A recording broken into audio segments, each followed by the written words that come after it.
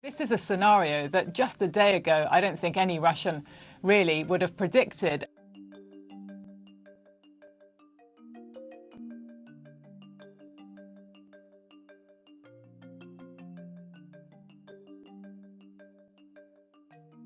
Сегодня ряд политических, общественных объединений ставит вопрос о принятии новой конституции.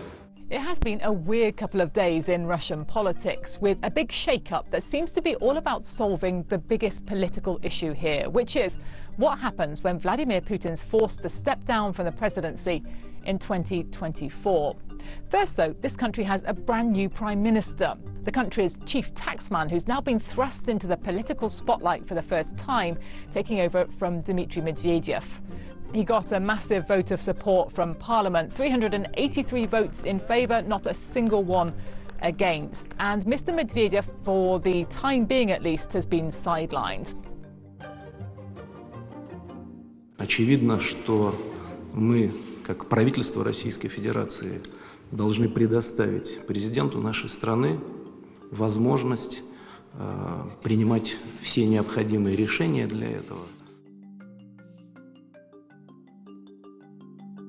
Now, they boil down to three key points. The first one is a slightly weakened presidency, so in the future nobody will be able to rule for as long as Putin has.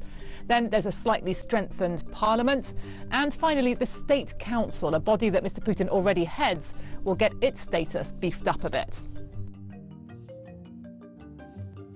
Well, Mr. Putin says it's about more democracy and better governance. But many Russians think this is actually the start of his transition plan.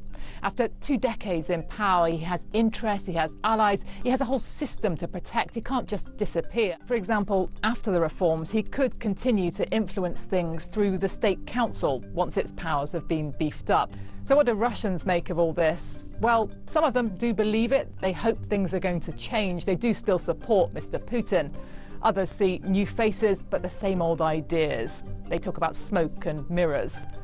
Many Russians, though, see this as very much part of Mr. Putin trying to secure his own political future and creating some kind of new role for himself as a supreme leader here in Russia.